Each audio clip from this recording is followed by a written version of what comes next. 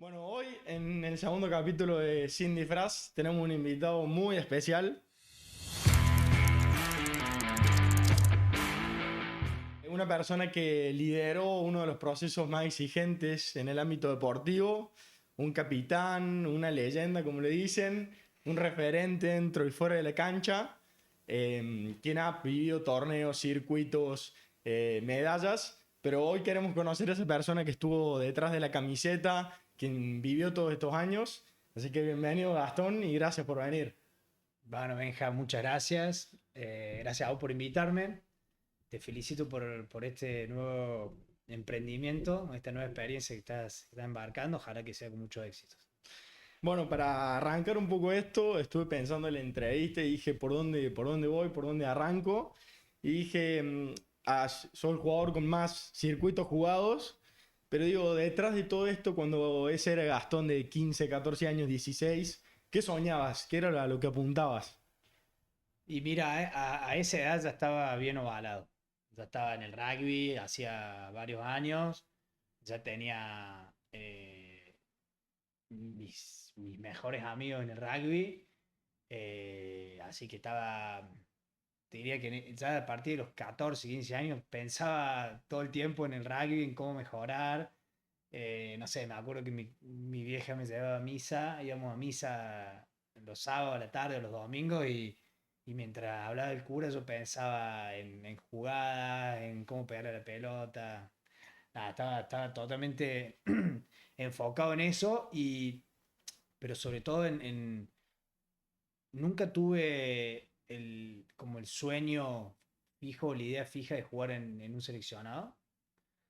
Lo mío era más el disfrute que me generaba jugar bien el sábado. El sábado con mi equipo, rendir ahí en la cancha, divertirme y nada, pensaba todo el tiempo, como te decía recién, pensaba todo el tiempo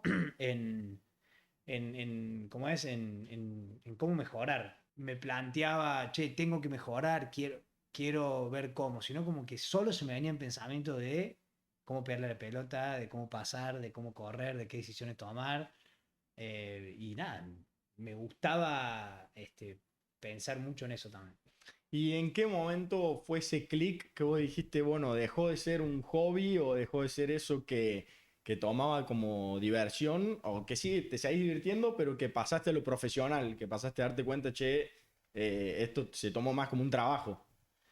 Mira, la verdad que si hay un momento que puedo considerar clave, fue antes de los Juegos Olímpicos de Río 2016, donde creo que a partir de ese proceso yo mismo empecé a cambiar también distintos hábitos y cosas en mi manera de prepararme y de cuidarme. Porque antes de eso, todo lo canalizaba o lo llevaba por el lado del sacrificio. Era todo sacrificio en entrenamiento. Era entrenarme a fondo cada vez que pisaba una cancha o que entraba en un gimnasio o que estaba en una reunión era meter toda la energía ahí y como que salía de ahí y ya está, ¿viste? Ya cumplí con mi entrenamiento, como cualquier cosa, me acuesto a cualquier hora, hasta si había joda, salía de joda. Y cuando nos empezamos a preparar para los Juegos Olímpicos de Río, que fueron los primeros, ahí me empecé a dar cuenta que físicamente me estaba faltando algo, y bueno, y empecé a averiguar, a aprender un poco más de nutrición, de cuidado en general del deportista. Y en pocos meses me di cuenta que había estado perdiendo mucho tiempo. Ya estaba cerca de los 30 años, imagínate, yo arranqué a los 22 a jugar en el Puma 7 y a los 28 29 fueron estos Juegos Olímpicos. Y, y bueno, todo ese tiempo fue siempre me mantuve en el equipo, que es lo que más quería, mantenerme en ese equipo porque lo disfrutaba mucho, pero a base de sacrificio extremo en los entrenamientos. Dejaba todos los entrenamientos, pero no me cuidaba o no tenía hábitos tan saludables fuera del ámbito del entrenamiento propiamente dicho. Entonces, Creo que ese fue uno de los clics que hice en mi carrera. Me parece que a partir de ahí, porque a partir de ahí también el Seven se profesionalizó mucho más. Claro. Antes era el orgullo de vestir una camiseta, de ir a representar a nuestro país, pero sobre una estructura que no estaba tan profesionalizada, Claro. tan preparada. A partir del proceso ese previo a Río cambiaron muchas cosas. Y en esa etapa de 22 que arrancaste con el Sean o quizá en la primera división del club, si tuvieras que marcar un referente o alguien que te marcó en tu carrera, ¿quién es y por qué? Mira, en esos primeros años yo veía a todos como ídolos, porque los veía. Cuando yo subí primero tenía 18 años.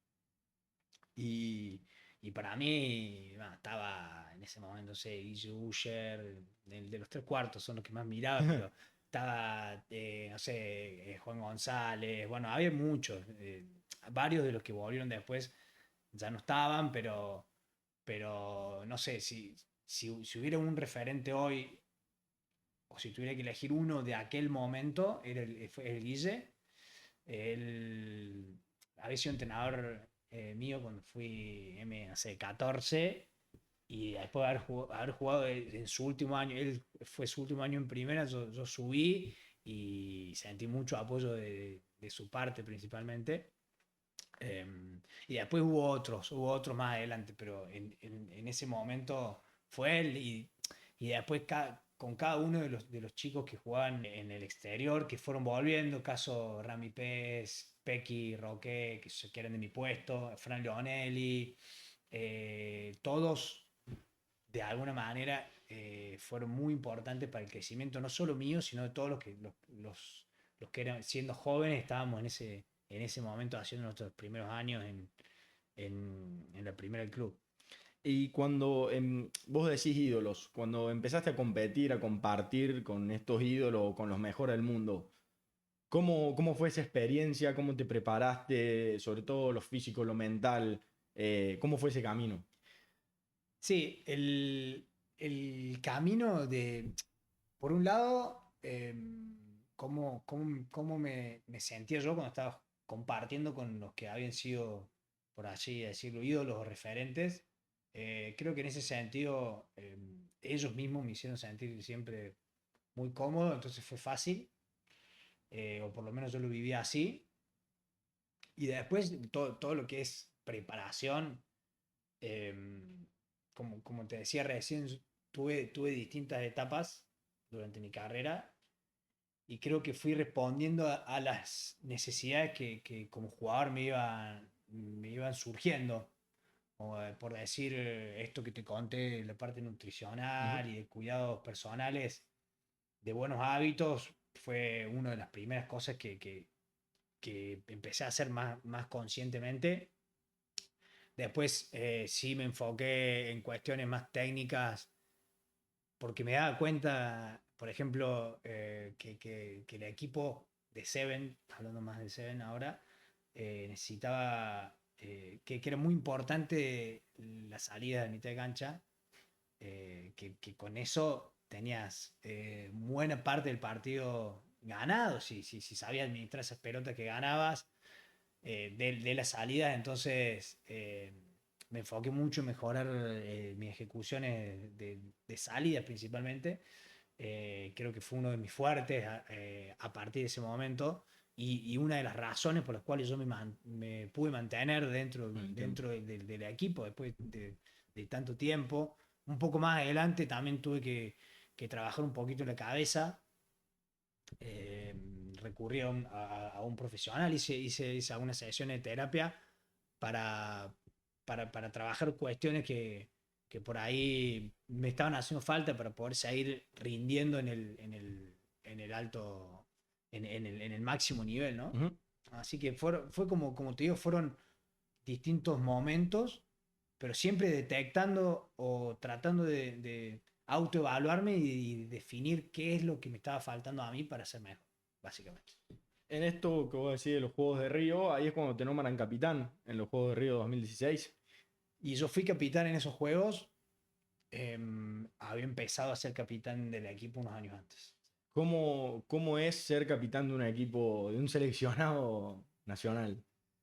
Y en mi caso, por supuesto que tuve, en mi experiencia, ¿no? Tuve algunos momentos difíciles, sobre todo al principio, porque yo no era capitán. Yo, a mí, lo que me caracterizó hasta ese momento donde me tuve que empezar a hacer un poco más cargo de cuestiones más del equipo, yo trataba de enfocarme mucho en mi rendimiento, en mi capacidad de mejorar, en mi forma de mantenerme en el equipo. Yo quería seguir jugando en los Pumas 7 y, y pensaba todo el tiempo en que yo tenía que rendir. Si yo rendía y el equipo no, yo podía estar tranquilo porque había hecho mi parte bien. Y la verdad que no me involucraba mucho en las decisiones del equipo y demás.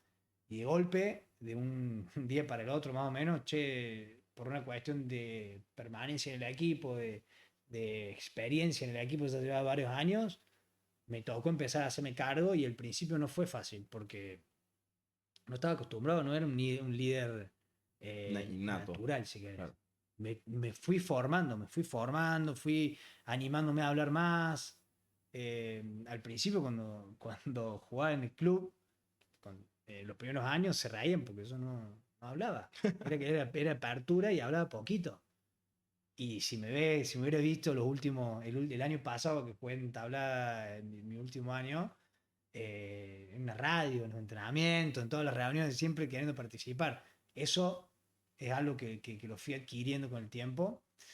Pero si hay algo que sí creo que siempre tuve, fue la capacidad de poder hablar siempre las cosas de frente, aunque hasta las cosas difíciles de hablar, y sobre todo priorizar siempre el bien común, sobre todo cuando había algún tipo de situación que resolver o de disputa o decisiones que tomar, tratar de ser lo más justo posible y priorizar el bien común, el bien del equipo en general por sobre los nombres particulares de cada uno de los momentos, ¿no?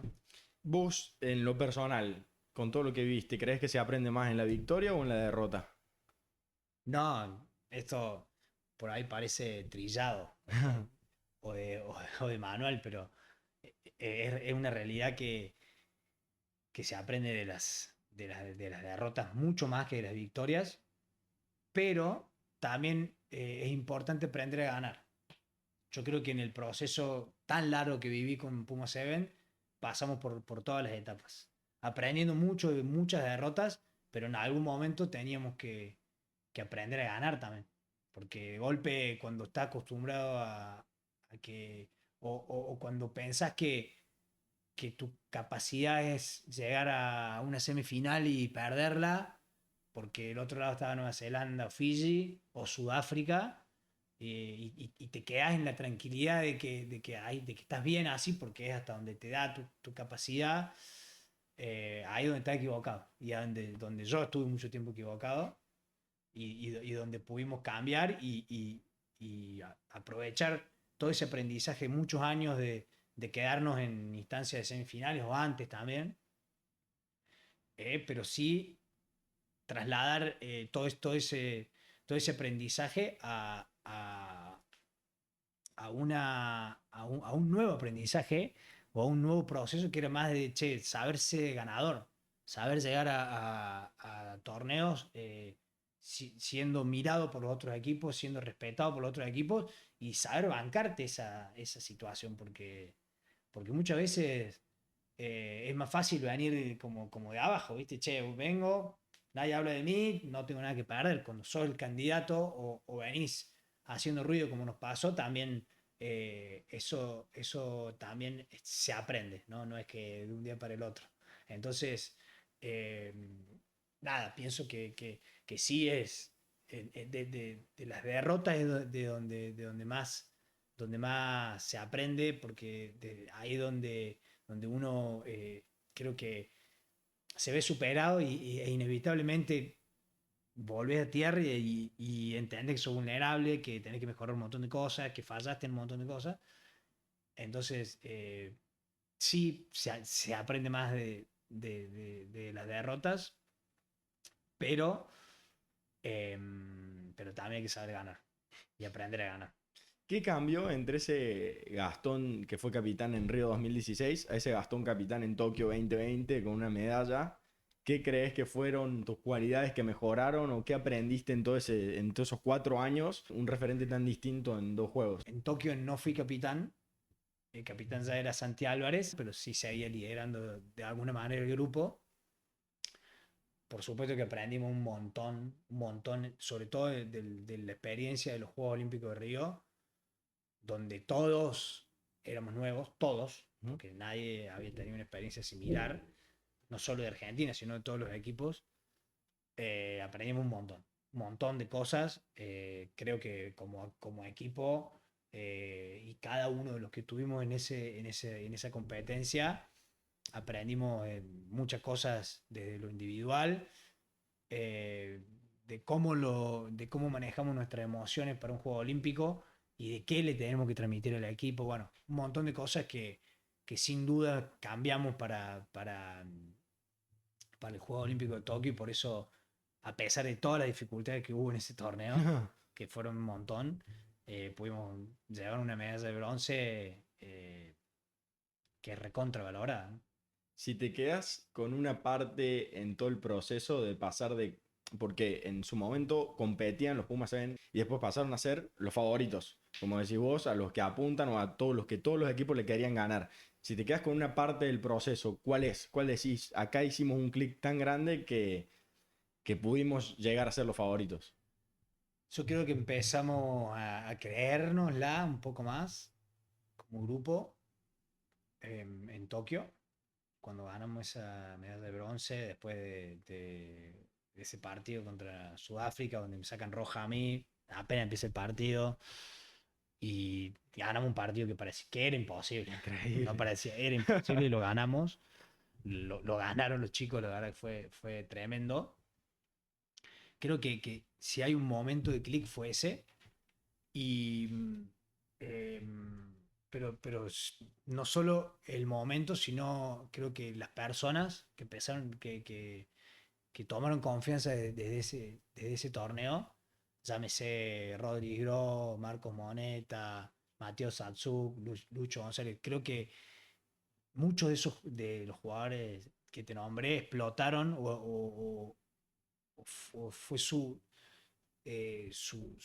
primer paso fuerte en el equipo. Empezaron a ganar mucho protagonismo y creo que ellos transmitieron la confianza que necesitábamos por ahí los más grandes, que estábamos acostumbrados a ser el equipo que llegaba hasta semifinales o hasta cuarto de final. Y los más chicos que se suman. Creo que ese lote de jugadores del medio de todo el proceso que fue Tokio hasta París, que fue súper exitoso, fueron clave, me parece. Ellos pusieron esa mentalidad más ganadora y de confianza que hizo para mí la diferencia. Cuando ya pasaron a este grupo de favoritos, por así decirlo, que cada pelota pasa a ser más exigente, cada vez hay más presión, ¿qué pasaba por tu cabeza en una pelota decisiva, en una salida que tenía que salir bien? ¿Cómo manejabas todo eso?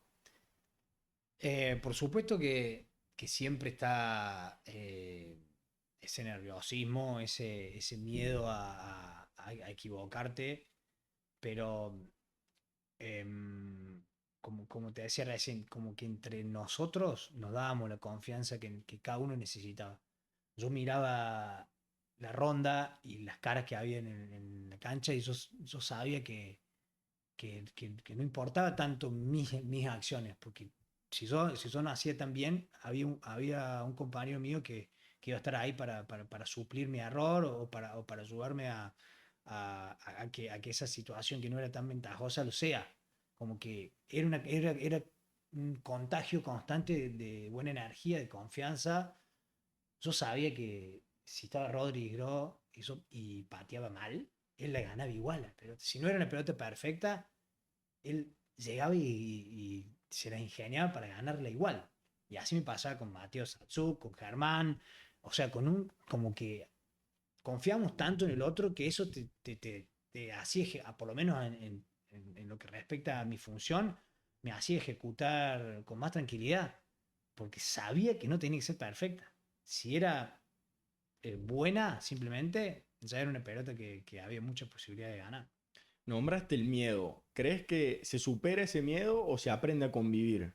No, no, por lo menos en mi caso, nunca, es más, me reía al final de mi carrera porque cada torneo cada torneo que pasaba cada año, a pesar de que iba acumulando más y más experiencia, em, me ponía más nervioso. Es como que era cada año era más consciente de lo que estaba pasando y quizá eso es lo que me hacía sentir más presión, más nerviosismo me daban antes de los partidos. Y creo que está bien, o por lo menos yo entendí eso durante todo este tiempo. Si no sentía esa sensación de que no quiero perder, de que no me puedo equivocar, algo estaba mal. Porque me pasó en algunos momentos de estar como relajado de más, de entrar a la cancha y hacer todo mal. Entonces, para mí, llamémosle miedo, nerviosismo, ansiedad, hay muchas palabras, pero esa sensación de que se viene la competencia y que te importa, es lo mejor que le puede pasar a un deportista, porque te activa, porque te mantiene alerta, estás en todos los detalles, repasas todo el tiempo. Por supuesto que genera un poco de estrés, lógico, pero desde mi punto de vista es muy importante sentirlo y por supuesto saber manejarlo, que no te supere, pero creo que eso se logra con el tiempo y sobre todo sabiendo que uno está preparado para encarar ese tipo de desafíos. Te preparas, eso es lo que te da la confianza, mirá a tu alrededor, como te contaba recién, estás rodeado de jugadores preparados igual que vos, ¿qué puede salir mal? Y por supuesto que siempre está la posibilidad de que el rival haga las cosas mejor, pero eso uno no lo puede manejar. Entonces, es para mí enfocarte lo más que puedas en tus fortalezas y que eso te dé toda la confianza para salir. Y a pesar de la ansiedad, ese miedo de equivocarte, las cosas salen bien y creo que se disfrutan el doble, ¿no? El rugby ha sido gran parte de tu vida, sin duda, pero ¿quién es Gastón cuando no tiene puesto una camiseta de rugby? No, qué pregunta esa, porque estoy justamente ahora que me acabo de retirar de la cancha, estoy encontrando esos nuevos desafíos en la vida. Yo creo que puse todo o mucho de mi tiempo se lo dediqué al rugby, a crecer, a mejorar en el rugby, a cumplir todos los objetivos que me iba poniendo en el rugby. Después estudié una carrera universitaria, soy contador público, pero en realidad me recibí de contador público. No puedo decir que soy contador público, porque sería una falta de respeto para los contadores. Eh, Nada, eso creo que fue como relleno. O sea, hacer cosas para sentir que me estoy preparando para el día después. Eh, y, y creo que hoy todo lo que venga va a tener que ver con el rugby. Lo que sí sé que soy una persona que le gustan los desafíos, que le gusta encarar nuevos proyectos, que le gusta esa sensación, ¿viste? De no saber qué va a pasar, de, bueno, y ahora que viene, antes de entrar a la cancha me pasaba lo mismo, bueno, ahora estoy en esa, pero en mi vida personal, con distintos proyectos nuevos y convencido de que va a salir algo bueno porque es volver a encarar un proyecto o a encontrar algo que me hace falta para ser mejor, es lo que te contaba Recién con el que, rugby. que, que me pasó durante mi carrera. Bueno, ahora es más o menos lo mismo, pero buscando nuevos desafíos. Así que, bueno, estamos en eso y la verdad que contento porque estoy convencido de que una vez que encuentre nuevos rumbos voy a entender que paso para seguir creciendo y para seguir desarrollándome como persona. Así que, bueno, contento con eso también. ¿Te arrepentís de haber dejado todo por el rugby? No, ni loco, ni loco. La verdad que muchas veces, no sé, muchas veces me pregunto qué hubiera sido de si en tal momento, en vez de irme a la gira con Puma C, me quedaba y jugaba con el club, porque tuve momentos donde tuve que elegir si jugar finales con tablada o quedarme o irme a la gira y fui a la gira pensando de que si no iba se me acababan las oportunidades y la verdad que hoy, hoy puedo decir que tome las decisiones correctas para lograr ser feliz al final, digamos, de la historia. Hoy no me alcanzan los dedos de las manos para contar la cantidad de veces que fui feliz, que lloré de emoción y de alegría por los momentos que me regaló el rugby, con tablada por un lado, porque lo pasé muchas veces muy bien, disfruté un montón de jugar en el primer del club y ni hablar con los Pumas 7, por ahí en otro nivel y representando no solo un club, sino todo un país. Todos esos momentos son, son para pocas personas. Entonces, digo, ¿cómo me puedo arrepentir de haber tomado todas estas decisiones que me llevaron ahí?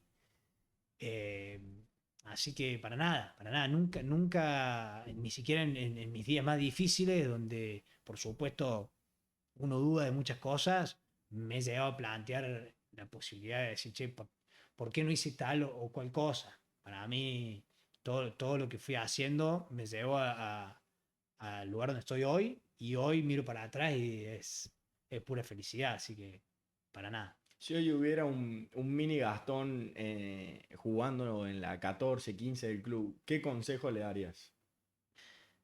Y a un mini Gastón le diría que confíe más en él, que confíe más en él, en sus capacidades para hacer todo. Creo que si hay algo que me faltó durante mi carrera, lo pude trabajar, por supuesto, y convencerme de que sí, pero sí, muchas veces me faltó confianza en mí mismo, como que siempre, o durante muchos años, sentía que estaba en un lugar que me quedaba grande, como que, che, yo estoy acá, pero em, no va a ser por mucho tiempo porque a mí me falta, no sé, soy un petizo, no tengo, como que para el Seven siempre sentía que me faltaba algo y como que dudaba mucho de mí, sobre todo en los primeros años. Así que le diré eso, que confíe porque puede lograr lo que se proponga en su vida. ¿Qué va a ser de tu futuro? Estamos todos ahí diciendo a dónde va Gastón hace poco jugando, Sí, también medio de rol de igual. entrenador. Y mira, el año pasado hice ya una experiencia como entrenador en China, que la verdad que me gustó mucho. Dejé de jugar, pero no porque no tenga más ganas de jugar, sino porque entendí que necesito, ya no puedo jugar, no puedo dedicarle más el tiempo que me gustaría dedicarle al rugby si es que voy a jugar en serio, como me gusta jugar, Claro. no a media máquina, por eso tuve que dejarlo el año pasado. Eh, Me costó mucho, pero bueno, tomé esa decisión y hoy estoy, como te contaba recién, encarando nuevos proyectos, definiendo bien qué es lo que quiero hacer. No descarto la posibilidad de ser entrenador. Sé bueno, que tengo desde ese lado mucho para aportar, porque estuve mucho tiempo, como te contaba, mucho tiempo dedicado al rugby y eso te hace inevitablemente aprender un montón de cosas que hoy creo que puedo transmitir, pero no es algo que tenga definido. No, me propuse también probar con otras cosas o cosas nuevas que no estén ligadas 100% a la cancha, sí al deporte, porque está todo relacionado con el deporte, pero no a la cancha 100%. Así que, bueno, viendo, como te contaba recién, viendo para dónde termino dirigiendo toda la energía. Por ahora bastante dividida con distintos proyectos. Así que bueno, veremos, pero nada definido aún. Si no hubieras sido jugador de rugby profesional, ¿en qué te imaginas? Deportista, creo que es algo que entendí de más grande. Me gusta hacer deporte, me gusta hacer deporte y disfruto mucho de crecer en ese sentido. Me encantaba el fútbol cuando era chico, fanático, sigo siendo fanático del fútbol también, de- no tanto de verlo, sí de jugarlo, me encanta jugar al fútbol, y jugaba bien. Siempre digo que en realidad mi sueño cuando era chiquito era jugar al fútbol en Belgrano. Y si no hubiera sido rugby, me imagino que hubiera encarado por ese lado. O para algún otro deporte, pero no sé si alguno más aparte del fútbol.